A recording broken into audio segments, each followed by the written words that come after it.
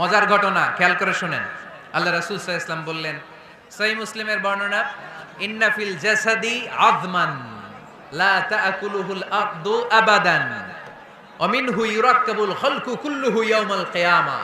আল্লাহ রাসূল বললেন, নিশ্চয়ই প্রত্যেক মানুষের, প্রত্যেক প্রাণীর দেহের মধ্যে একটা ছোট হাড় আছে। কি আছে? হাড় বা হাড্ডি। লা তাআকুলুহুল আরদু আবাদা, মাটি কখনো এই হাড্ডিটারে খেতে পারে না। অমিনহু ইউরাক্কাবুল খালকু কুল্লুহু ইয়াউমাল কিয়ামা, কিয়ামতের দিন ওই হাড্ডিকে বেসিক ধরে সবগুলো মানুষকে দাঁড় করায় দিবে কে? সাহাবারা জিজ্ঞেস করলেন, আইয়ু আযমিন ইয়া রাসূলুল্লাহ, ও আল্লাহর হাবিব, ওই হাড্ডিটার নাম কি? আমাদের জানতে বড় মনে চায়। বিশ্বনবী বললেন, হাড্ডিটার নাম হলো আজবুজ জানাব। আজবুজ জানাব ইংরেজিতে বলে কক্সিক্স। ইংরেজিতে কি বলে? ডাক্তার হবা কে কে? হাত তোলো। ডাক্তার হতে চাও দেখি কে কে? মাতোয়েলের ছেলেরা, এদিকে ডাক্তার নাই, তোমরা পুলিশের লাঠি চার্জ বাহিনীতে যোগ দিও। যে ধাক্কা ধাক্কি শিখছো তোমরা, তোমরা পুলিশের লাঠি চার্জের একটা উইং থাকে না, ওইখানে চাকরি নিয়া কোপায় ফেলবা একেবারে পিটায়, যেই ধাক্কা ধাক্কি করতেছো কোরআনের মাহফিলে। তাহলে ডাক্তার হওয়া কারা কারা দেখি? মাশাআল্লাহ, মাশাআল্লাহ। আল্লাহ তোমাদেরকে বড় ডাক্তার হওয়ার তৌফিক দান করুক। হাত নামাও। আজকে বাসায় যে লিখবা কক্সিক্স, এই কক্সিক্স এটাকে আরবিতে বলে, সহিহ মুসলিম শরীফের হাদিস, আজবুজ জানাব। আমাদের যে শির দ্বারা আছে না নাই, এটারে বলে মেরুদণ্ড, ডাক্তারি ভাষায় স্পাইনাল কর্ড। এই স্পাইনাল কর্ডের একেবারে নিচে ট্রায়াঙ্গেল, ত্রিভুজ আকৃতির তিন কোণার একটা ছোট্ট হাড্ডি আছে। কয় কোণা? তিন কোণা। এটা প্রাণীরও আছে, আমাদেরও আছে। হিন্দুরা যখন শ্মশানে মানুষ পোড়ায়, গোশত, হাড্ডি, রক্ত সব পুড়ে যায়, কিন্তু এই ট্রায়াঙ্গেল কক্সিক্স পুড়ে না। আমাদেরকে কবরস্থানে যখন শুইয়ে দেয়া হয়, আমাদের হাত পা মাটিতে খেয়ে ফেলে, সব জীর্ণ শীর্ণ হয়ে যায়, পচে যায়, গলে যায়, কিন্তু শিরদাঁড়ার নিচে ট্রায়াঙ্গেল, ত্রিভুজ আকৃতির যে হাড্ডির কণা, যেটার নাম কক্সিক্স, ওইটা কখনো পচে। কিয়ামতের দিন ওই কক্সিক্স থেকে, ওইটাকে বেসিক অফ দ্য বেসিক্স ধরে আমাদেরকে উঠায় দিবে কে? এজন্য আল্লাহ বললেন, মিনহা খালাকনাকুম ওয়া ফিহা নুঈদুকুম ওয়া মিনহা নুখরিজুকুম তারাতান উখরা। মাটি থেকে বানালাম, মাটির কবরে শুইয়ে দিলাম, আবার মাটির কবর থেকে তোমাদেরকে দাঁড় করাবে কে? তাহলে আজবুজ জানাব কোরআনের ভাষা, হাদিসের ভাষা, বিজ্ঞানের ভাষা হচ্ছে কক্সিক্স। মিল আছে না নাই? চিল্লায় বলতে হবে, মিল আছে না নাই? তো আজকের এই মাহফিলের শুরুতে যে মেসেজটা আপনাদের কাছে ড্রপ করতে চাই, সেটা হচ্ছে কোরআন এটা হেদায়েতের কিতাব। এটা কিসের কিতাব? সবাই বলেন, কিসের কিতাব? এটা গাইড দেয় যারা মুত্তাকি তাদেরকে। কোরআনের শুরুতেই আল্লাহ তাআলা এই বিষয়টা আমাদের কাছে ক্রিস্টাল ক্লিয়ার করেছেন, স্পষ্ট করে বলেছেন, যালিকাল কিতাব লা রাইবা ফি হুদাল লিল মুত্তাকিন। This is the book, the most authentic and original and reliable book ever in the world. There is no doubt in it and a guidance to those who are muttaqin. এটা এমন বই যে বইয়ে কোনো ভুল নাই। এই বইয়ে কোনো ভুল আছে? আওয়াজ করে বলেন, কোরআনে কোনো ভুল আছে? কোনো সন্দেহ আছে? সংশয় আছে? হেদায়েতের কিতাব করে মুত্তাকিদের জন্য এটাকে পাঠালো কে? এজন্য রাব্বুল আলামিন বলেন, যালিকাল কিতাবু লা রাইবা ফীহি হুদাল লিল মুত্তাকিন। This is the book, there is no doubt in it. এটা এমন বই যেটাতে সন্দেহ নাই, এটা মুত্তাকিনদের জন্য পথপ্রদর্শনকারী। তাহলে এই কথাটা, এই মেসেজটা আজকে আমাদেরকে মুখস্থ করে নিয়ে যেতে হবে যে কোরআন হেদায়েতের কিতাব। এটা কিসের কিতাব? পথ দেখায়, সত্যের পথ, কল্যাণের পথ, জান্নাতের পথ। ইয়াহদি লিল্লাতি হিয়া আকওয়াম, যে পথটা খুব সুদৃঢ়, খুব মজবুত। কোরআনের এই পথে ডানে বায়ে কোনো মোড় নাই, কোনো ইউটার্ন নাই, কোনো চৌমুহনী নাই, স্ট্রেট ফরওয়ার্ড। এই রাস্তায় যদি দুনিয়ায় আমরা চলতে শুরু করি, এই রাস্তা শেষ হয়ে যাবে জান্নাতুল ফেরদাউসের ভেতরে। আওয়াজ করে পড়ি সুবহানাল্লাহ। এজন্য এই কোরআন থেকে আমাদেরকে হেদায়েত নিতে হবে, এই কোরআন থেকে আমাদেরকে গাইডেন্স নিতে হবে। আমাদের জীবনের চলার পথে যেখানেই আমরা সমস্যায় পড়ব, এই কোরআন থেকে আমাদের গাইডেন্স, হেদায়াত, পথ প্রদর্শন যেটা আল্লাহ তাআলা আমাদের জন্য দিয়েছে সেটা আমাদেরকে গ্রহণ করতে হবে। কারণ এই কিতাব এমন কিতাব যেটা মানুষকে অন্ধকারচ্ছন্ন একটা পথ থেকে আলোর পথ দেখায়, ঠিক কিনা? বামপন্থীদেরকে ডানপন্থী বানায়, ঠিক কিনা? রব্বুল আলামিন বলেন, আলিফ লাম রা কিতাবুন আনজালনাহু ইলাইকা লিতুখরিজান নাসা মিনাল যুলুমাতি ইলান নূর। Muhammad, I've revealed this book in order to lead the mankind out of darkness into the light. অন্ধকারাচ্ছন্ন মানুষগুলোকে অন্ধকার থেকে বের করে টেনে এনে আলোর পথে উঠিয়ে দেওয়ার জন্য এই কোরআনকে পাঠিয়েছে কে? তাহলে আমরা বুঝলাম এটা বিজ্ঞানের কিতাব নয়, যদিও বিজ্ঞান নিয়ে কোরআন কথা বলেছে। এটা ইতিহাসের বই নয়, যদিও অনেক ইতিহাস কোরআনে আছে। এটা গল্পের বই নয়, যদিও নবীদের গল্প পাওয়া যায় এই কিতাবে। এটা হেদায়েতের কিতাব। কিসের কিতাব? আরো জোরে বলতে হবে, কিসের কিতাব? আল্লাহ বলেছেন, মা ফাররাতনা ফিল কিতাবি মিন শাই, এই কিতাবে তোমাদের প্রয়োজনীয় জরুরি এমন কোনো কিছু আমি বাকি রেখে দেই নাই। ওয়া নাযালনা আলাইকাল কিতাবা তিবয়ানান লিকুল্লি শাই, মানব প্রয়োজনীয় সব কিছু এই কিতাবের মধ্যে দিয়ে দিয়েছে কে? রান্নাঘর থেকে বঙ্গভবন কিভাবে চালাতে হয় আছে না নাই? ঘরে বসে বসে কাঁথা সেলাই থেকে শুরু করে মহাকাশের সূক্ষ্ম কাজ কেমন করে পরিচালনা করতে হয় আছে না নাই? রাজনৈতিক অঙ্গনকে কেমন করে সেটেল করতে হয়, লিড দিতে হয়, সেটাও আল্লাহর কোরআনে আছে না নাই? কিভাবে বিয়ে শাদী করতে হবে আছে না নাই? সমাজে কি করে শান্তি প্রতিষ্ঠা করতে হয় আছে না নাই? তিবয়ানান লিকুল্লি শাই, সব জিনিসের সুস্পষ্ট ব্যাখ্যা। যা বলার আল্লাহ সব বলে দিয়েছে। কোরআন কি শুরু করেছে আল্লাহ বিসমিল্লাহির রহমানির রহিম দিয়ে, মানে বা দিয়ে। কি দিয়ে? কথা বলেন, কি দিয়ে? বা দিয়ে। আর শেষ করেছে সূরা নাস দিয়ে, মিনাল জিন্নাতি ওয়ান নাস। সিন, বার সিন মিলালে কি হয়? এবার বাসে চড়ে গুলিস্তান। বাসে চড়ে কই যাব? গুলিস্তান। ওই বাস? ওই বাস নাকি? না, ওই বাস না। এই বাস মানেই যথেষ্ট, এনাফ। যা বলা হয়েছে 30 পারা এনাফ। হেদায়েতের জন্য নতুন কিছু লাগবে না। ব্ল্যাক হোলের সামনে আসে, বাচ্চার মুখে হাওয়াই মিঠাই দিলে যেমনি হাওয়াই মিঠাই মুহূর্তেই নাই, ওই তারাও মুহূর্তেই নাই। সুবহানাল্লাহ। মাতুয়াইলে হাওয়াই মিঠাই পাওয়া যায়? পাওয়া যায়? কই পাওয়া যায়? হ্যাঁ, আগে যখন আমরা ছোট ছিলাম আমরা এগুলো খাইতাম তো। কটকটি, কটকটি আছে এখন? ঘরের ওই যে পুরান জোতা টোতা প্লাস্টিকের বোতল, এগুলো দিয়ে আমরা কটকটি খাইতাম। আর খাইতাম এই হাওয়াই মিঠাই, খুব মজা লাগতো। এগুলো এরকম গোল করে সাজায় রাখতো, জিব্বায় লাগাইলেই নাই। খাইছেন আপনারা? এই ব্ল্যাক হোল হচ্ছে এমন যে ব্ল্যাক হোলের রেঞ্জের মধ্যে কোনো তারা ঘুরতে ঘুরতে ঘুরতে যদি চলে আসে, হাওয়াই মিঠাই মুখে লাগাইলে যেমনি নাই, ওই তারাও নাই। তার মানে কোরআন বলেছে মাওয়াকিউন নুজুম, সায়েন্স বলেছে ব্ল্যাক হোল। দুটার মধ্যে মিল আছে না নাই? তাহলে কসমোলজি নিয়ে কথা এখানেই শেষ করি। সৃষ্টিতত্ত্বে আমরা যা পেলাম, বিস্ফোরণে সৃষ্টি হয়েছে। কোরআন বলেছে ফাতাকনাহুমা, সায়েন্স বলেছে বিগ ব্যাং থিওরি। কোরআন বলেছে মুসিউন, যেটা অ্যাক্সেলারেট হচ্ছে, সায়েন্স এটার নাম দিয়েছে সুপারনোভা কসমোলজি প্রজেক্ট। কোরআন নাম দিয়েছে মাওয়াকিউন নুজুম, সায়েন্স বলেছে ব্ল্যাক হোল। প্রতিটা জায়গায় কোরআনের সাথে সায়েন্সের মিল আছে না নাই? এবার আমরা শুনবো এমব্রয়োলজি নিয়ে, ভ্রূণতত্ত্ব। কি তত্ত্ব? ভ্রূণতত্ত্ব। আমরা আমাদের মায়ের পেটের ভেতরে এখন যত বড় আছি তত বড়ই ছিলাম, তাই না? কতটুকু ছিলেন? কতটুকু? একেবারে ছোট ছোট্ট ছোট্ট ছোট্ট। বাবার শুক্রাণু, মায়ের ডিম্বাণু, দুইটা মিলিয়ে মায়ের পেটের ভেতরে আমার অস্তিত্ব দান করলেন কে? কিছুই ছিলাম না আমি। সায়েন্স 1977-এ হাম অ্যান্ড লিয়েন হুক নামে দুইজন সায়েন্টিস্ট অনুবীক্ষণ যন্ত্র দিয়ে ওরা খুঁজে পেয়েছে যে শুক্রাণুর ভেতরে, স্পার্মের ভেতরে প্রাণের অস্তিত্ব আছে। কিন্তু ১৫০০ বছর আগে এর ভেতরে যে প্রাণ আছে সেটার ঘোষণা কোরআনে দিয়ে দিয়েছে কে? ওভাম এন্ড স্পার্ম, দুইটা মিলে হয় জাইগোট। তারপর জাইগোট থেকে হয় এমব্রয়ো, ভ্রূণ। আমি, আপনি, আমরা সবাই ছিলাম ছোট্ট একটা ভ্রূণ। ব্যাঙ্গাচির মতো।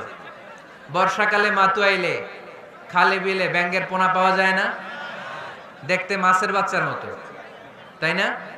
ছোট বাচ্চারা মনে করে মাছের পোনা, বাড়িতে দইরা নিয়ে আস, মারাকে মা পোনা লয়ে আইছি, মাই দেখে দেখ কোনি আছে না নাই? আসলে কি এটা মাছ? এটা কি ব্যাঙ্গের পোনা? তো আমি আপনি প্রত্যেকে আমরা ব্যাঙ্গের পোনার মতো ছিলাম, রক্তচোষা জোকের মতো ছিলাম, মায়ের জরায়ুর দেয়ালের মধ্যে লেগেছিলাম। তারপরে আল্লাহ তাআলা আমাদেরকে বড় করতে আরম্ভ করলেন। এই স্পার্ম ড্রপ থেকে আমরা হলাম ব্লাড ক্লট, রক্তপিণ্ড। সেখান থেকে আমরা হলাম মুদগা, নুতফা, আলাকা, মুদগা, 3 স্টেজ। প্রতি 40 দিন পর পর আমার সাইজ বাড়তে লাগলো। সায়েন্স এটা স্বীকার করেছে যে প্রত্যেক 40 দিন পর বাচ্চার একটা নোটিসেবল ডেভেলপমেন্ট ঘটে। আল্লাহ রাসূল সাল্লাল্লাহু আলাইহি ওয়াসাল্লাম বলেছেন, ইন্না খালকাকুম ইউজমাউ ফি বাতনি উম্মিহি 40 ইয়াওমা। প্রতি 40 দিন পর তোমার মায়ের পেটের ভেতরে তোমার সাইজ একটু বড় করা হয়। চিল্লায় পড়ি আল্লাহু আকবার। তারপরে তুমি নুতফা থাকো, নুতফা থেকে তুমি আলাকা হও, আলাকা থেকে মুদগা, স্টেপ বাই স্টেপ রক্তপিণ্ড। তারপরে আমি হয়ে যাই গোশতপিণ্ড। ওই গোশতের ভেতরে আল্লাহ তাআলা আমার স্কেলিটন দেয়, কঙ্কাল। তারপরে এই কঙ্কালের চারদিক দিয়ে গোশত দিয়ে আমাকে আল্লাহ প্রস্তুত করে।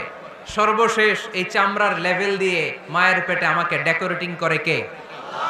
ওয়ালাকাদ খালাকনাল ইনসানা মিন সুলালাতিন মিন তিন সুম্মা জাআলনাহু নুতফাতান ফি ক্বারারিম মাকিন ثم خلقنا النطفة علقة فخلقنا العلقة مضغة فخلقنا المضغة عظاما فكسونا العظام لحما ثم أنشأناه خلقا آخر فتبارك الله أحسن الخالقين. পড়েন আল্লাহু আকবার।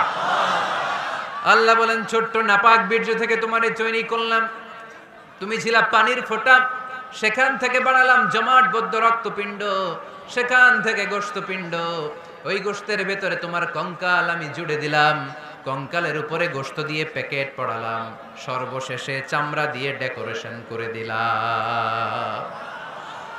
ছোট্ট ছিলাম আমরা, একেবারে ছোট্ট, অনেক ছোট্ট। আস্তে আস্তে আমার হাত গজালো, আমার পা গজালো, আমার হেয়ারিং সিস্টেম চালু হলো, আমার রেসপিরেটরি সিস্টেম চালু হলো, আমার ডাইজেস্টিভ সিস্টেম চালু হলো, আমার স্টোমাক হলো, আমার ব্লাড সার্কুলেশন শুরু হলো, আমার হার্টের 2টা পার্টিশন হলো। আল্লাহ রুহের ফুৎকার দিলেন, আমি মানুষ হয়ে দুনিয়ায় আসলাম। কোন সুবহানাল্লাহ।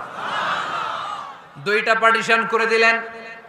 আর এই পাম্প মেশিন আমার মায়ের পেটের ভেতরেই চালু করে দিলেন কে? এক মুহূর্তের জন্য যদি এই পাম্প মেশিনটা বন্ধ হয়ে যায়, মুহূর্তে আমার ঠুস বানায় দিবে কে? হায় রে মানুষ রঙিন ফানুস, দম ফুরাইলে তবু তো ভাই কারোরই নাই একটুখানি। হায় রে মানুষ রঙিন ফানুস, রঙিন ফানুস, হায় রে মানুষ। আল্লাহু আকবার। 2টা জিনিস আল্লাহ দেয়, রুহু দেয় আর ফেরেশতা দেয়। কি দেয়? রুহু দেয় আর ফেরেশতা দেয়।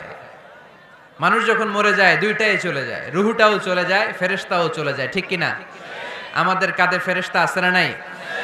2 কান্দে ছিল যে তোমারে 2 জনা পাহারা, তোমারে একলা থুইয়া পালাইছে তাহারা। তোমার 8 কুঠুরি 9 দরজা বন্ধ এবার হলো রে, হলো মুখে আল্লাহ রসুল সবে বলো, ও মুখে আল্লাহ রসুল সবে বলো।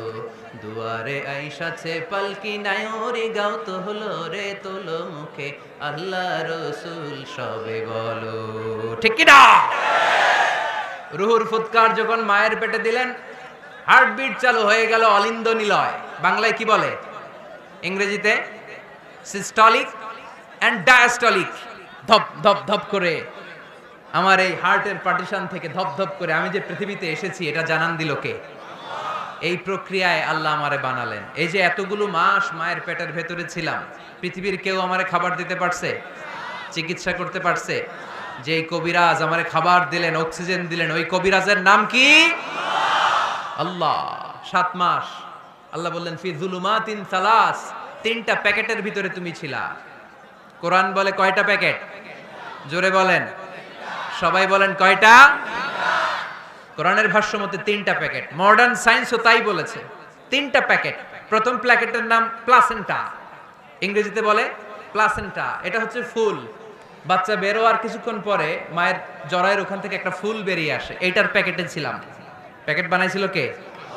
2 নম্বর প্যাকেটের নাম ওম, মায়ের জরায়ু, জরায়ুর প্যাকেটের ভিতরে ছিলাম। 3 নম্বর হচ্ছে আমার মায়ের পেট, হার বেলি, এই পেটের প্যাকেট। 3টা প্যাকেটের ভিতরে ফি করারিম মাকিন, গোপনতম প্রকোষ্ঠে আমাকে মায়ের পেটের ভেতর থেকে পৃথিবীতে বের করে দিল কে?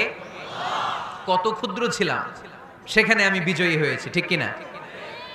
এই যে লাম, তারা প্রমাণ করেছে যে অণুবীক্ষণ যন্ত্র দিয়ে তারা দেখেছে 1 ফোঁটা বীর্যের ভেতরে 20 কোটি শুক্রাণু যদি না থাকে, তাহলে ওই ফোঁটা শুক্রাণু থেকে মায়ের গর্ভে কোনো সন্তান জন্মলাভ করে না। কয় কোটি? আমি ওই 20 কোটি শুক্রাণুর একটা, আপনি ওই 20 কোটি শুক্রাণুর একটা, ঠিক কিনা? তার মানে মহা একটা যুদ্ধ হয়েছিল তখন ডিম্বাণুর ভেতরে আঘাত করার জন্য। সেই যুদ্ধে 19,99,99,999 শুক্রাণুকে পেছনে ফেলে ওই খেলায় চ্যাম্পিয়ন হয়েছিলাম আমি, চিল্লায় বলেন ঠিক কিনা? ওই দিন মায়ের পেটে যে আমার অস্তিত্বের জানান আমি দিয়েছিলাম, তখন আমার হাত ছিল নাকি? পা ছিল? দাদা ছিল? দাদি ছিল? টাকা ছিল? ব্যাংক ব্যালেন্স ছিল? কিছুই ছিল না।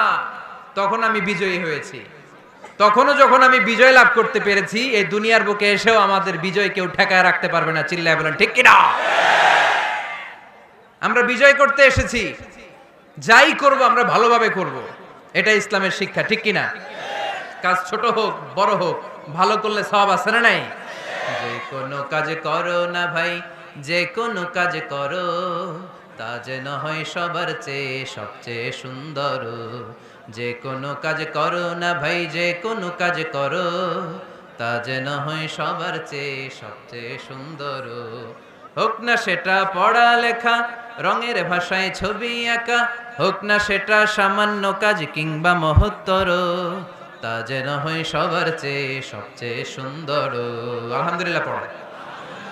কাজ ছোট হোক কিংবা বড় হোক, ওটা ভালো করে করতে বলছে কে?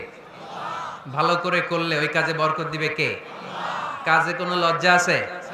শ্রমে কোনো লজ্জা আছে? চাকরি ব্যবসায় কোনো লজ্জা আছে? লজ্জা অলসতায়। লজ্জা কিসে? মাতোয়াইলের ছেলেরা মনে থাকবে, কাজে লজ্জা পাওয়া যাবে। Never under estimate any job, big or small. ছোট হোক বড় হোক, কোনো চাকরিকে নাক ছিটকানো যাবে না। কাজ করে বেঁচে থাকতে হবে, এটাই ইসলামের শিক্ষা, ঠিক কিনা? তাহলে এই এমব্রায়োলজির এই সংক্ষিপ্ত পরিসরের যে আলোচনা, এটাতে আমরা বুঝলাম সায়েন্স যা বলেছে তার সবটুকুন কোরআনের সাথে মিল আছে না নাই? কোনো অমিল আছে? যদি কোনো অমিল তারা খুঁজে পায়, দে হ্যাভ টু ওয়েট। সায়েন্সের কি করতে হবে? অপেক্ষা করতে হবে। কারণ শুরুতে যা বলেছে এটা মনে রাখতে হবে কিন্তু, কারণ সায়েন্সের মূল থিওরি, সায়েন্সের কোনো থিওরি ফাইনাল না। আর কোরআনের মূল থিওরি, কোরআন যাই বলেছে তার সবটাই ফাইনাল, চিল্লায় বলো ঠিক কিনা? এবার দেখি হিউম্যান অ্যানাটমি নিয়ে কোরআন আমাদেরকে কি শুনিয়েছে। কোরআন আমাদেরকে শুনিয়েছে যে আমাদের দেহের প্রতিটা অঙ্গের ব্লু প্রিন্ট আল্লাহর কাছে আমাদের যে আমলনামা সেখানে আছে না নাই? আয়াহসাবুল ইনসানু আল্লান নাজমা'a 'idama বালা কাদিরিনা আলা আন নুসাউমিয়া বানানা। কোরআন আমাদেরকে বলল, রাব্বুল আলামিন ইরশাদ করেছেন, মানুষ কি মনে করেছে নাকি কিয়ামতের দিন তাকে জমিন থেকে উঠাতে আমি আল্লাহর কষ্ট হয়ে যাবে? না না, শুধু তাকে উঠানোটাই আমার জন্য ব্যাপার না, তাকে তো আমি উঠাবো তার হাতের আঙ্গুলের ফিঙ্গার প্রিন্ট গুলো সহ উঠাবো। সুবহানাল্লাহ। নুসাউইয়া বানানা, বানান মানে আঙ্গুলের এই টিপ, এটার ইংরেজিতে কি বলে? টিপ বা প্রিন্ট, ফিঙ্গার টিপ বা ফিঙ্গার প্রিন্ট। যারা সিগনেচার করতে জানে না তারা কি দেয়? টিপ সই দেয় কি দেয় না? 1880 সালের আগে মানুষ জানতোই না এখানে যে টিপ আছে একটা, আমার এই আঙ্গুলের ফিঙ্গারপ্রিন্টের সাথে এইটা মিলে না, এটার সাথে এটা মিলে না, এটার সাথে এটা না, এটার সাথে এটা না, এটার সাথে আবার এটা মিলে না, হাতের গুলার সাথে আবার পায়ের গুলা মিলে না। 1880 সালে ফ্রান্সের একজন সায়েন্টিস্ট নাম ফ্রান্সিস গ্যালটন, উনি আবিষ্কার করেছেন যে মানুষের হাতে রেখা আছে, এটাকে বলে ফিঙ্গারপ্রিন্ট। একটা রেখার সাথে আরেকটা রেখার কোনো মিল নাই। আবার পায়ের যে রেখা, এটাকে আবার ফিঙ্গারপ্রিন্ট বলে না, ওটার বলে ফুটপ্রিন্ট। ওটার কি বলে? শ্রীলঙ্কায় একটা পাহাড় আছে, তো ওরা বলে ওইখানে আদম আলাইহিস সালামের ফুটপ্রিন্ট আছে, পায়ের ছাপ। এটা সত্যি কি মিথ্যা আমরা জানি না, ইতিহাসে পাওয়া যায়। তবে সত্য যে তথ্যটা আমরা জানি, কাবা ঘরের পাশে সাইয়েদনা ইব্রাহিম আলাইহিস সালামের ফুটপ্রিন্ট সংরক্ষণ করে রেখেছেন কে? ওয়াত্তাখিযু মিন মাকামি ইব্রাহিম মুসাল্লা। সাইয়েদনা ইব্রাহিম ওই পাথরের উপর দাঁড়িয়ে কাবা ঘর নির্মাণ করতেন। যতটুকু ওঠা লাগতো এসকালেটরের মতো, লিফটের মতো উপরে উঠে যেত। আবার নিচে নামার দরকার হলে মুহূর্তের মধ্যে এসকালেটরের মতো ওই পাথরটা নিচে নেমে যেত। চিল্লায় পড়ি সুবহানাল্লাহ। আবার প্রাণীদের সংখ্যা শনাক্তকরণের জন্য এই ফুটপ্রিন্ট লাগে। যেমন সুন্দরবনে বা অ্যামাজন জঙ্গলে বাঘ কয়টা আছে গুনতে হবে। বাঘ শুমারি হয়, আমাদের হয় আদমশুমারি। আমাদের কি হয়? আর আমাদের সুন্দরবনে কি হয়? বাঘ শুমারি। তো বাঘ গুনবে কিভাবে? কাছে যে এমনি গুনবে, বাঘ মামা 1, বাঘ মামা 2, বাঘ মামা 3, আর বাঘ আপনারা ছেড়ে দিবে নাকি? এমনি গনে?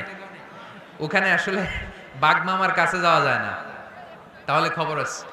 ওখানে বাঘের পায়ের ছাপ দেখে বাঘ শুমারি হয়, কারণ একটা বাঘের পায়ের ছাপের সাথে আরেকটা বাঘের পায়ের ছাপের কোনো মিল না। কারিগরটার নাম কি? ফ্রান্সিস গ্যালটন 1880 সালে আবিষ্কার করলেন যে একটার সাথে আরেকটার মিল নাই। 1880 সালের আগে পৃথিবীর কেউই জানতো না এই জায়গায় এই কারিশমা আছে। কেউ জানতো? কিন্তু 1400 বছর আগে কোরআনের মধ্যে বলে দিয়েছে কে? আয়াহসাবুল ইনসানু আল্লান নাজমা'a 'ইযামা বালা কাদিরিনা আলা আন নুসাউইয়া বানানা। মানুষ কি মনে করেছে নাকি মানুষ মরে যাবে, হাড়গোড় পচে যাবে, তারে আমি উঠাতে পারবো না? আর তোরে তো আমি উঠাবোই, তোর ফিঙ্গারপ্রিন্ট সহকারে উঠাইয়া দেব। এখন সব জায়গায় এটা লাগে। সিম যারা কিনতে যান, সিম গ্রামীণের সিম কিনতে গেলে লাগে না? এটাকে বলে বায়োমেট্রিক অথেন্টিকেশন। সিম কিনতে লাগে, ইমিগ্রেশন পাস করবেন ফিঙ্গারপ্রিন্ট লাগে, এম্বাসিতে লাগে। সায়েন্সের ভাষ্য আর কোরআনের ভাষ্য যা শুনেছি মিল আছে না নাই? এবার আমরা ফিজিক্স নিয়ে শুনবো। ফিজিক্স মানে কি? পদার্থবিদ্যা। পদার্থের অনেক গুরুত্বপূর্ণ একটা এলিমেন্ট হচ্ছে লোহা। লোহা চিনি আমরা। এই মাইকে লোহা আছে না নাই? লোহা ছাড়া মাইক বানানো যায়, বাড়ি বানানো যায়, গাড়ি বানানো যায়, ক্যামেরা বানানো যায়, মোবাইল বানানো যায়, প্লেন বানানো যায়, কম্পিউটার বানানো যায়। লোহা ছাড়া কিছুই হয় না, ঠিক কি না? যেহেতু লোহা ছাড়া কিছুই হয় না, এই জন্য লোহার নামে আল্লাহ কোরআনে একটা সূরাই দিয়ে দিলেন। সুবহানাল্লাহ বাড়িতে গিয়ে বললেন। ওই সূরাটার নাম আরো জোরে মাশাআল্লাহ, আল হাদিদ। আল্লাহ বললেন ওয়া আলান্না লাহুল হাদিদ। ও দাউদ, তোমার জন্য লোহারে আমি নরম বানিয়ে দিলাম। ফিহি বাসুন শাদীদ ওয়া মানাফিউ লিন-নাস ওয়া আনজালনাল হাদিদা ফিহি বাসুন শাদীদ ওয়া মানাফিউ লিন-নাস। আমি লোহাকে আকাশ থেকে নাজিল করলাম, লোহার ভেতরে রয়েছে অনেক শক্তি। মানাফিউ লিন-নাস, মানুষের জন্য উপকার। এ লোহা দিয়ে নানান ধরনের জিনিস বানানোর কৌশল আমাদেরকে শিখালো কে? এই ছেলে রাইট। এই চিল্লাচিল্লির মধ্যে পারা যাবে? হাদিদ মানে লোহা। হাদিদ মানে কি? লোহা। আল্লাহ বললেন, খেয়াল করে শুনেন। এই যে মাশাআল্লাহ ঠান্ডা, হ্যাঁ এবার ঠিক আছে, এরকম থাকো। লোহা, সূরার নাম হাদিদ, লোহা। ওয়া আনজালনাল হাদিদ, লোহাকে আমি নাজিল করেছি। এই আয়াত থেকে বোঝা গেল লোহা পৃথিবীর উপাদান না। চাচা, ওয়া আনজালনাল হাদিদ, লোহাকে আমি নাজিল করেছি। আকাশ থেকে বৃষ্টি নাজিল করে কে? এই কোরআনকে নাজিল করছে কে? নাজিল কি উপরের থেকে হয় না নিচ থেকে? তার মানে ওয়া আনজালনাল হাদিদ, লোহাকেও আল্লাহ এইভাবে নাজিল করছে। কোরআন যেমনি উপর থেকে নিচে, ফ্রম আপ টু ডাউন, বৃষ্টি যেমনি উপর থেকে নিচে, তেমনি লোহাকেও উপর থেকে নিচে নাজিল করেছে কে? কোরআনের এই আয়াত থেকে বোঝা যায় লোহা পৃথিবীর উপাদান নয়, লোহা নিশ্চয়ই বাইরে থেকে এসেছে। সায়েন্স বর্তমান সময়ে এটাই বলছে, চিল্লায় কোন সুবহানাল্লাহ। সায়েন্স বলছে লোহার একটা মলিকিউল তৈরি করতে যে টেম্পারেচার বা তাপ লাগে, এটা পৃথিবী তো দূরের কথা, সূর্যের ভেতরেও নাই। 1 কোটি ডিগ্রি সেলসিয়াসের তাপমাত্রা ছাড়া লোহার কোনো অণু পৃথিবীতে তৈরি হওয়া সম্ভব না। চিল্লায় বলো ঠিক কিনা? এত বেশি তাপমাত্রা, সৌরজগতের সব গ্রহ নক্ষত্রের তাপমাত্রা একসাথে মিলালেও চলবে না। তার মানে কোরআন যা বলেছে আর সায়েন্স যা বলেছে মিল আছে না নাই?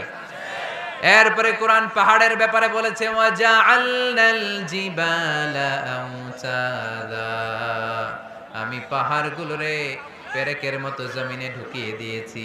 সুবহানাল্লাহ। তাহলে পাহাড়কে আল্লাহ তাআলা পেরেকের সাথে তুলনা করলেন। কিসের সাথে? পেরেক চিনেন? সবাই চিনেন? মাতোয়াইলে আছে পেরেক? কি করে পেরেক দিয়ে? কাঠের ভিতরে ঠুকে না, দেয়ালে ঠুকে। তাহলে আল্লাহ পাহাড়গুলোর বললেন পেরেক। আচ্ছা, পেরেক যখন আমরা কাঠের ভিতরে ঢুকাই, পুরো পেরেকটা কাঠের ভিতরে ঢুকে যায়, উপরে শুধু কি থাকে? মাথাটা থাকে, ঠিক কিনা? তার মানে আমরা যে পাহাড় দেখতে পাচ্ছি এটা পাহাড়ের মাথা। পুরো পেরেক যেমনি কাঠের ভিতরে, পুরো পাহাড়টা আছে মাটির ভিতরে। চিল্লায় পড়ি আল্লাহু আকবার। জমিনে আমরা দৃশ্যমান এই পৃথিবীতে খালি চোখে যে পাহাড় দেখতে পাই, এটা আসল পাহাড় না, এটা পাহাড়ের মাথা। যেমনি পেরেক যখন কাঠের ভিতরে ঢুকে দেই, পুরো পেরেকটা কাঠের ভিতরে ঢুকে যায় কি যায় না? পেরেক নিয়ে যখন আমি হাতুড়ি দিয়ে মারলাম, পুরো পেরেকটা কই যায়? কাঠের ভিতরে, তাই না?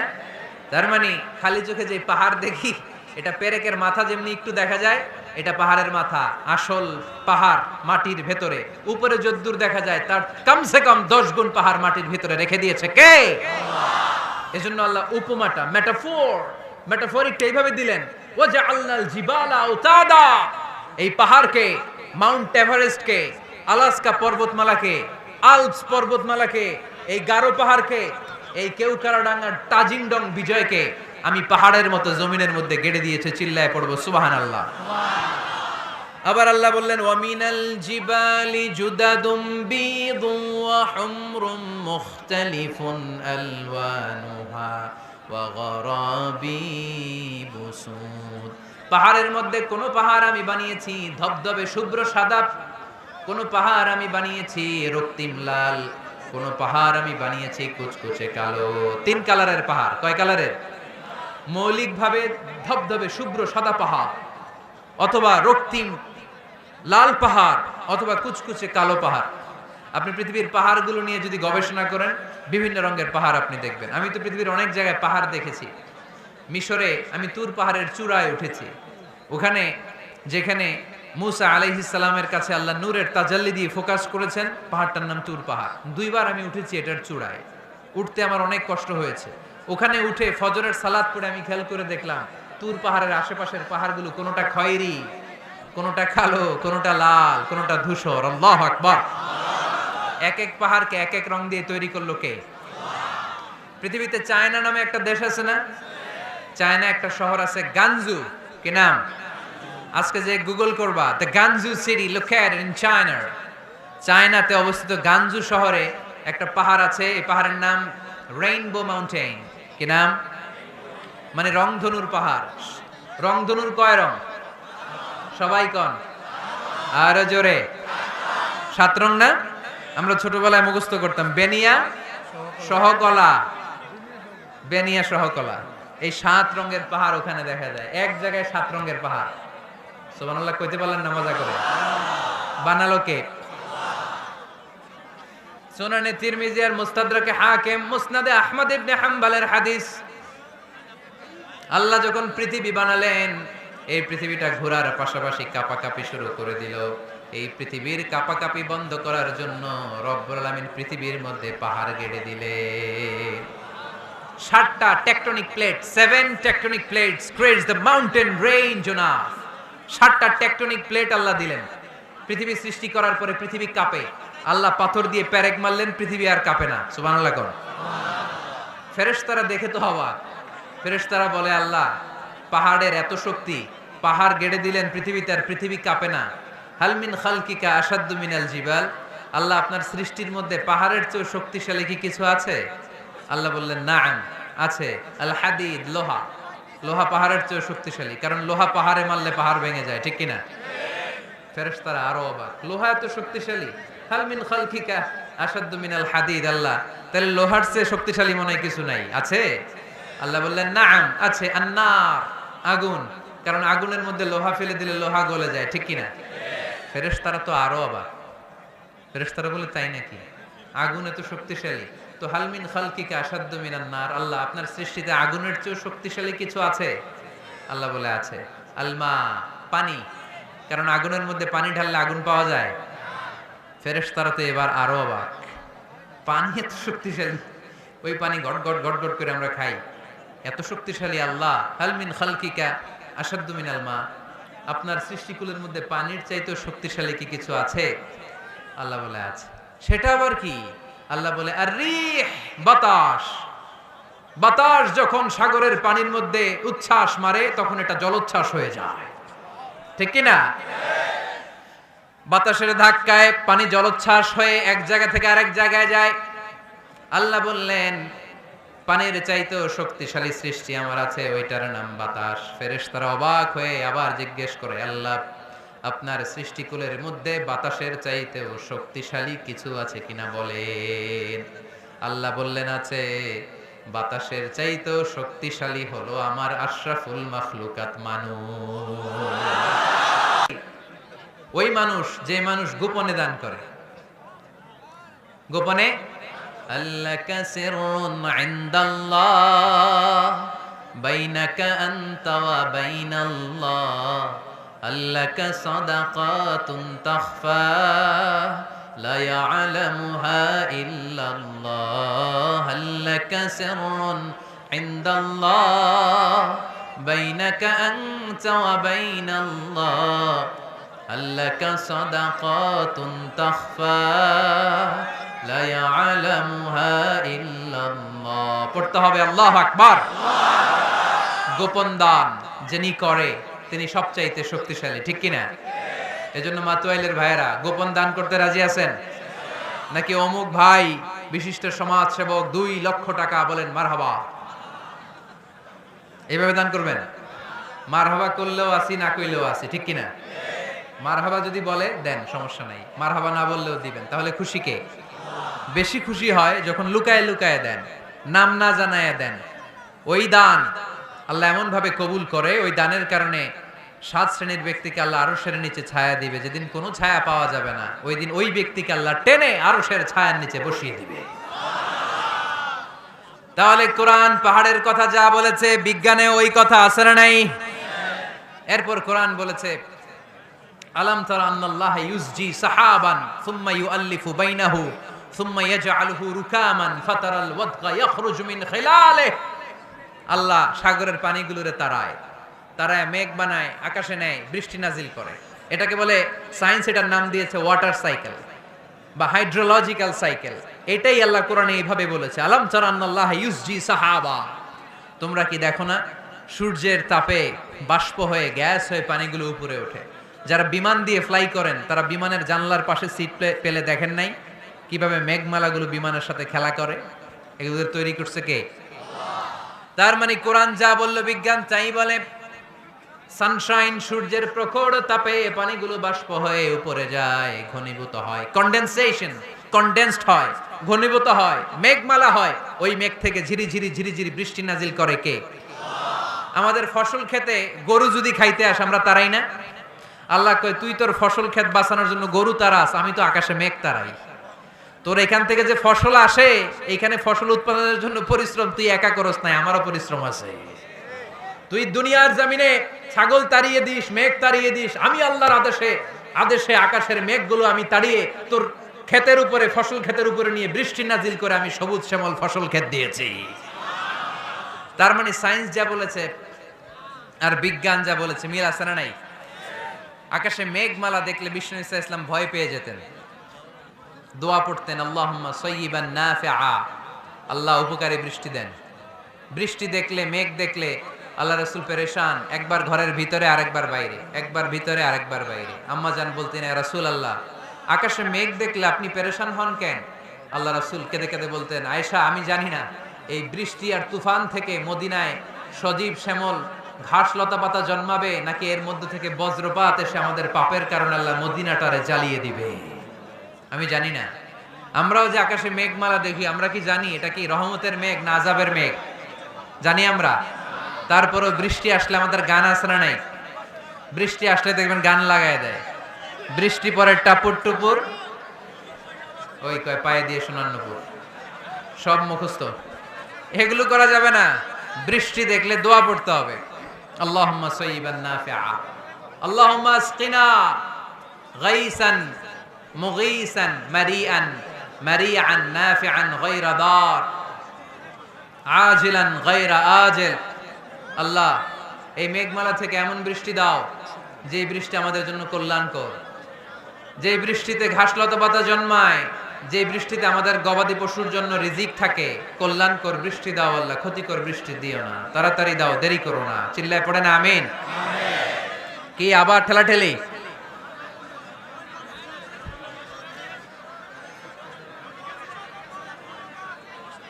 মোনাজাত করে দেই না? না না, মোনাজাত হবে, বসে যাও। এই তো ঠিক আছে, এইভাবে থাকে।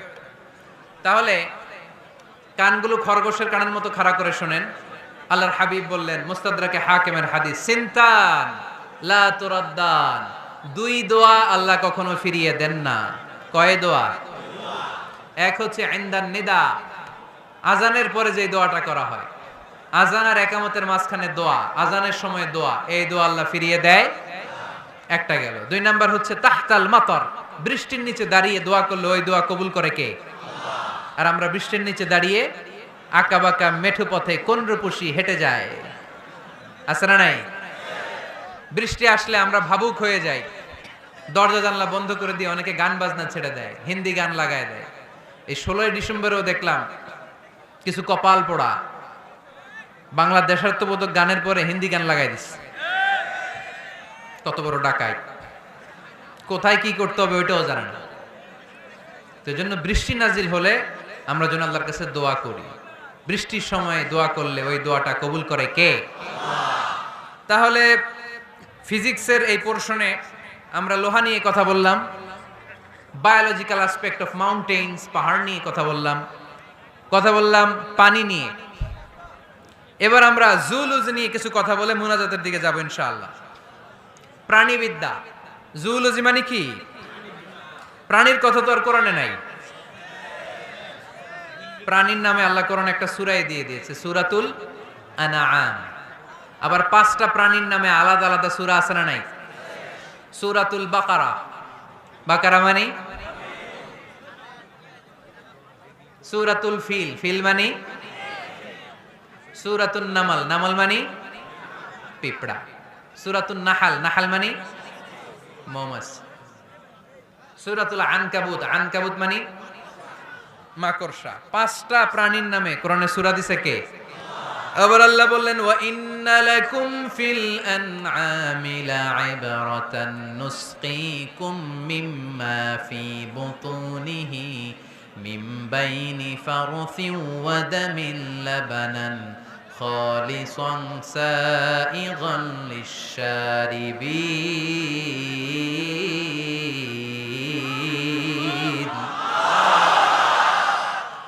প্রাণীর পেটের ভেতর থেকে আমি তোমাদের জন্য একটা লিকুইড পদার্থ বের করি, মিমবাইনি ফারসিন ওয়া দামিল লাবানা। এই লিকুইড পানিটা গোবর আর রক্তের মাঝখান দিয়ে আমি বের করি, কিন্তু এই পানিটার মধ্যে গোবরও মিশে না, রক্তও মিশে না। সুবহানাল্লাহ। লাবানান খালিসান, এটার নাম ফ্রেশ মিল্ক, এটার নাম সাইগান লিশ-শারিবিন, খেতে খুব সুস্বাদু। সুবহানাল্লাহ পড়েন। মা তো এলে গরু গাবি পালেন নাকি আপনারা? কারা কারা পালেন দেখি? ছাগল পালেন কারা কারা? মা বা'আসাল্লাহু নাবিয়্যান ইল্লা রাআল গানাম। এই দুনিয়ায় এমন কোন নবী নাই যে নবী ছাগল চড়ায় নাই। ছাগল চড়ানো নবীর সুন্নাত। সুবহানাল্লাহ কইলেন না? তাহলে মেকানিজমটা দেখেন, what a brilliant mechanism of discharge in milk from animals body. Allah বললেন মিমবাইনি ফারসি ওয়া দামিল লাবানা। ফারস মানে গোবর, ফারস মানে দাম মানি রক্ত, দাম মানি। তাহলে গরুর পেটের এক লাইনে থাকে গোবর, এক লাইনে, আরেক লাইনে রক্ত। গোবরও নাপাক, রক্ত, গোবর খাওয়াও হারাম, রক্ত খাওয়াও। কিন্তু দুই হারামের মাঝখান থেকে, দুই পচা জিনিসের মাঝখান থেকে, দুই বিদঘুটে জিনিসের মাঝখান থেকে দুধ আমাদের জন্য বের করে দেয় কে? মেকানিজমটা দেখছেন? মিমবাইনি ফারসি ওয়াজামিল্লা বানা, একদিকে গোবর একদিকে রক্ত, মাঝখান দিয়ে স্বচ্ছ দুধ। সুবহানাল্লাহ পড়েন। এই দুধ এমন একটা খাবার, এটা খেয়ে হজম করতে পারলে আজীবন বেঁচে যাবেন। নিউট্রিশনের যে ইনগ্রেডিয়েন্টস আছে 6টা, পুষ্টি উপাদান 6টাই আছে দুধে। এজন্য আল্লাহ রাসূল সাল্লাল্লাহু আলাইহি ওয়াসাল্লাম দুধ বড্ড পছন্দ করতেন, আর বলতেন আলাইকুম বি আলবানিল বাকার, তোমরা গরুর দুধ খেও। ফা ইন্নাহা তুরাম্মু মিনাল আশজার, কেননা গরুর দুধ এটা ঘাস লতা পাতার নির্যাস।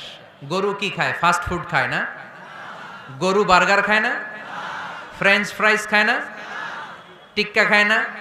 চিকেন কাবাব? গরু কি খায়? এই ঘাস খাবেন, মানে শাকসবজি খাবেন। গরু ঘাস খায়, এজন্য গরুর পেট থেকে দুধ বের করে দেয় কে? আলাইকুম বি আলবানিল বাকার, তোমরা গরুর দুধ খেও। কত বড় ডাক্তার ছিলেন বিশ্বনবী মুহাম্মদ সাল্লাল্লাহু, এমন বিশ্বস্ত নবী, যেটা খাইতে বলছে ওইটা খাইলেই ডাইরেক্ট অ্যাকশন।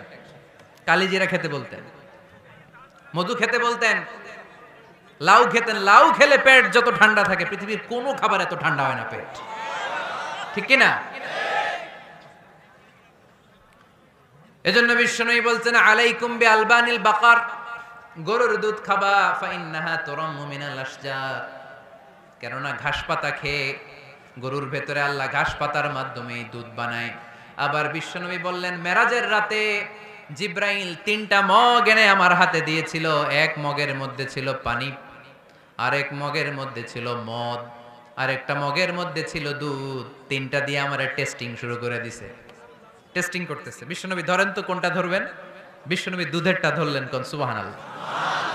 সাইয়েদনা জিব্রাইল বললেন আখাসতাল ফিতরা, নবী আপনি যেমন ধরছেন তেমন, আপনি যেমন, আপনার স্বভাব যেমন, নিয়েছেনও তেমন। এজন্য দুধ খাবেন, বাচ্চাদেরকে দুধ খাওয়াবেন।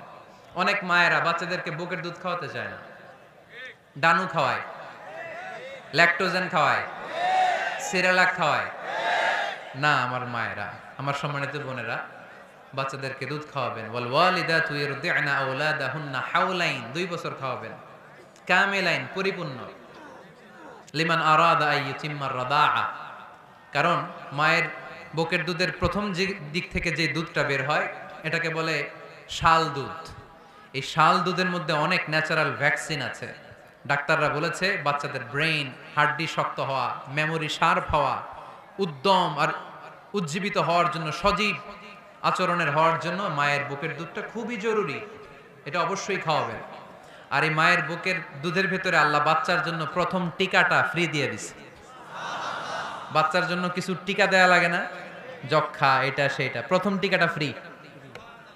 প্রথম টিকাটা আল্লাহ দিছে মায়ের বুকের দুধের ভিতরে।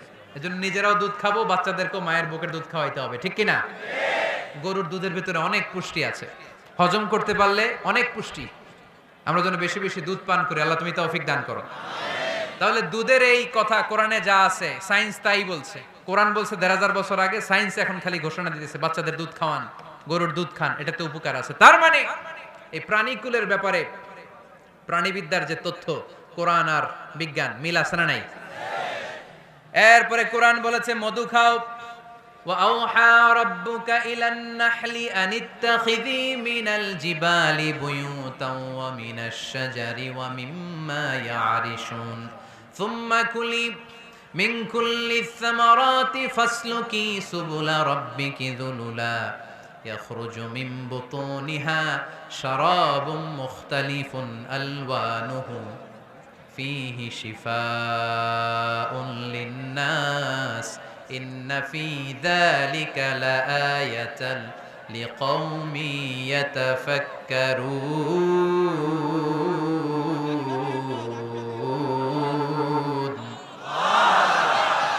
لِقَوْمٍ يَتَفَكَّرُونَ, চিন্তাশীলদের জন্য এই মধুর মধ্যে আল্লাহ চিন্তা রেখে দিয়েছেন। আওহা রব্বুকা ইলান নাহাল, আল্লাহ মধুরে মেসেজ পাঠাইছে। আমরা মোবাইলে কি পাঠাই? এই মেসেজ আমার মোবাইলে আসে, আমার বন্ধু আমারে পাঠাইলে আরেক জায়গায় যায়, শুধু আমিই জানবো। মৌমাছির আল্লাহ যেটা পাঠাইছে এটা মৌমাছি বুঝতে পেরেছে। আনিত্তাখিদি, আল্লাহ অর্ডার করার সময় নারী মৌমাছিকে বলেছে, এটা মুয়ান্নাসের সিগা। আপনারা যারা আরবি জানেন, আলেম ওলামা ইকরাম যারা এসেছেন তারা জানেন ইত্তাখিজ এটা মুযাক্কার, পুরুষের জন্য। ইত্তাখিদি মুয়ান্নাস, নারীদের জন্য। আল্লাহ মৌমাছিকে যখন বলেছেন মৌচাকের বাসা বাঁধো, তখন আল্লাহ পুরুষ মৌমাছিরে বলে নাই, বলছে নারী মৌমাছিকে। কোন মৌমাছিকে? কার্ল ভন ফ্রেশ নামে একজন অস্ট্রিয়ান বিজ্ঞানী, এই সায়েন্টিস্ট গবেষণা করে দেখেছে মৌচাকের বাসার মধ্যে পুরো মৌমাছির সব কার্যক্রমের প্রধান যে থাকে এটা পুরুষ মৌমাছি না, এটা নারী মৌমাছি। সুবহানাল্লাহ, এত আস্তে। অস্ট্রিয়ান এই সায়েন্টিস্ট একটা বই লিখেছে, দ্য ডান্সিং বিজ, কিভাবে ফাসলুকি সুবুলা রব্বিকি যুলুলা। এইখানে মৌচাক আর মধু আনতে যায় 5 মাইল দূরে, এরপরে আবার এই রাস্তাটা চিনে মৌমাছি যে আসে ওরে রাস্তা চিনায় দেয় কে? আল্লাহ সিক্রেট মেসেজ দিয়ে বললেন ইত্তাখিদি, ঘর বানাও। আওহা রাব্বুকা ইলান নাহলি আন ইত্তাখিদি বাইতা, উপরে ঘর বানাও, মিনাল জিবালি বুয়ুতা, পাহাড়ে বানাও, গাছের মগ ডালে বানাও, যাতে পোলাপানরা ঢিল মারতে না পারে। কাছাকাছি নিচু জায়গায় মৌচাকের বাসা হলে পোলাপানরা কি করে? মধ্যে খাওয়ার জন্য ঢিল মারে না? আল্লাহ দেখেন কিভাবে সিক্রেট মেসেজ দিল যে নিচে তুমি তোমার মৌচাকটা করো না, উপরে বানাও। আর আমার দেখা পথ অনুযায়ী তুমি মধু নিয়ে আসো। এটাকে বলে ফ্লাওয়ার নেক্টার, পুষ্পরস। মধু এত ভালো কেন? এর কারণ মৌমাছি যখন পুষ্পরস বা ফ্লাওয়ার নেক্টার সে নিয়ে আসে, সে ফলের রস আনে, সে ফুলের রস আনে, সে বনাজি গাছ থেকে আনে, ঔষধি গাছ থেকে আনে, হার্বাল ট্রি থেকে আনে। এজন্য মধুর চেয়ে ঔষধি গুণ সম্পন্ন কোন ন্যাচারাল লিকুইড পানীয় পৃথিবীতে আবিষ্কার হয় না। চিল্লায় কোন সুবহানাল্লাহ। ফাসলুকি সুবুলা রব্বিকি যুলুলা, এগোতে থাকো, তারপরে মধুগুলোকে নিয়ে বাসার মধ্যে রাখো। এই আয়াত থেকে প্রমাণ হয় পুষ্পরস সংগ্রহ করে মধু এটাকে খেয়ে ফেলে, এমন না মুখ দিয়ে এনে মৌচাকে রেখে দেয়, না, এটা খেয়ে ফেলে। খেয়ে পেটের ভেতর একটা চেম্বার আছে, আলাদা একটা চেম্বার, ওইখানে এনজাইম দিয়ে এটাকে সমৃদ্ধ করে। তারপর একটা টিউব আছে এটার পেছনে, এই টিউব দিয়ে মৌচাকের ভেতরে মধুকে পৌঁছে দেয় আমাদের জন্য। কোন সুবহানাল্লাহ। এই অস্ট্রিয়ান সায়েন্টিস্ট উনি গবেষণা কইরা অপারেশন করে মৌমাছি কেটে দেখতে পেলো মৌমাছির পেটের ভিতরে একটা পাকস্থলী না আমাদের মতো, ওর পেটের ভিতরে আল্লাহ 2টা পাকস্থলী দিয়েছে। একটা তার নিজের খাবারের পাকস্থলী, আর একটা আমাদের জন্য যে মধু এনে এটাকে এনজাইম লিকুইড দিয়ে সমৃদ্ধ করবে, ওইটার জন্য আরেকটা পাকস্থলী। চিল্লায় পড়তে হবে আল্লাহু আকবার। এজন্য মধু খেতে রাজি আছেন তো? বিষ্ণু ঈসা ইসলাম ফ্রেশ মধু খেতেন, দুর্গন্ধযুক্ত মধু বিষ্ণু নবী সাল্লাল্লাহু আলাইহি সাল্লাম কখনো খেতেন না। আর বিষ্ণু ঈসা ইসলাম বলতেন আলাইকুম বিশিফা আইন, তোমরা 2টা শিফা নাও। কোরআনে এই মেসেজটা খেয়াল রাখবেন, কোরআনে কালামুল্লাহ মাজিদে 2টা বিষয়ের ক্ষেত্রে আল্লাহ শিফা শব্দ যোগ করেছেন। এক হচ্ছে স্বয়ং কোরআনের ক্ষেত্রে আল্লাহ বলেছেন এটাতে আছে শিফা, আর মধুর ক্ষেত্রে বলেছেন মধুতে দিয়েছি আমি শিফা। এজন্য বেশি বেশি মধু খাওয়ার দরকার আছে না নেই? কত ধরনের মধু যে পৃথিবীতে পাওয়া যায়, ব্ল্যাক হানি, হোয়াইট হানি, ক্রিমড হানি, অর্গানিক হানি, এগুলো খুঁজে খুঁজে খাবেন। আজকে মধু খাইছেন কে কে? দেখি হাত তোলেন। মাশাআল্লাহ, আমিও খেয়ে আসছি আপনাদের সাথে। প্রতিদিন মধু খাইতে হবে শীতকালে। আজকে শীত পড়ছে না অনেক? মধু খেয়ে যদি আপনি কাজ শুরু করে দেন, শীত বাবাজি আপনার কাছে আসতে পারবে না। বিষ্ণু ঈসা ইসলাম মধু খেতে আমাদেরকে উৎসাহিত করেছেন। তার মানে এমন বিশ্বস্ত নবী আমার, যেটা খেতে বলেছেন এটা খেলে আমাদেরকে সুস্বাস্থ্য দান করবে কে? তার মানে প্রাণীবিদ্যায় আমরা কোরআন থেকে যে তথ্য পেয়েছি, এই তথ্যের সাথে বিজ্ঞানের তথ্যের মিল আছে না নাই? কোনো অমিল আছে? কিন্তু বিজ্ঞান যদি কোনো অমিল খুঁজে পাওয়া যায়, বিজ্ঞানী বাবাজিদের কি করতে হবে? কি করতে হবে? They have to wait unless they get their final discoveries, the latest and modern invention. তাদের নতুন ইনভেনশন যতক্ষণ না আসে বসে থাকতে হবে, কারণ তোমাদের কথা ফাইনাল না। বিজ্ঞানের সবচেয়ে বড় থিওরি যে বিজ্ঞানের কোনো থিওরি ফাইনাল না, আর কোরআনের সবচেয়ে বড় থিওরি কোরআন যাই বলেছে তাই মনে থাকবে। এজন্য আজকের এই সংক্ষিপ্ত আলোচনা থেকে আমরা বুঝতে পারলাম যে বিজ্ঞান আর কোরআনে কোনো অমিল নেই, আছে শুধু মিল। আমরা আজকে কসমোলজি নিয়ে শুনেছি, মানে সৃষ্টি তত্ত্ব, কিভাবে সৃষ্টি হলো মহাবিশ্ব। এমব্রয়োলজি নিয়ে শুনেছি কিভাবে আমরা তৈরি হয়েছি, ভ্রূণতত্ত্ব, হিউম্যান অ্যানাটমি, আমার দেহের নাট বল্টু কোথায় কি আছে। শুনেছি ফিজিক্স নিয়ে, পদার্থবিদ্যা। শুনেছি জুওলজি নিয়ে, প্রাণীবিদ্যা। এই 5টা পয়েন্টে সংক্ষিপ্ত পরিসরে যা আপনাদেরকে শোনালাম, আরো অনেক আছে, scientific indications, natural phenomena and cosmic symbols. এই 5টাতে আজকে আমরা সায়েন্সের আলোকে প্রমাণ করে দেখাতে পেরেছি যে কোরআনে আর বিজ্ঞানে কোনো অমিল নেই, আছে শুধু সাদৃশ্য। চিল্লায় বলো ঠিক কি না? এজন্য কোনো কিছু যদি বিজ্ঞানী ভাইয়েরা অমিল পান, ওয়েট, বসেন, রিল্যাক্স, চা খান, ঠান্ডা মাথায় চিন্তা করেন, আরো গবেষণা করেন। যেটা অমিল পাইছেন, গবেষণা বেশি বেশি করলে ওইটাও মিল পেয়ে যাবেন, ঠিক কিনা? এজন্য বিজ্ঞানের আবিষ্কার যত বাড়বে, কোরআন বোঝা তত সহজ হবে, ততই সহজ হবে। বিজ্ঞান যত আগাবে, ততই কোরআনের দিকে সেজদায় লুটিয়ে পড়বে। চিল্লায় বলে ঠিক কিনা?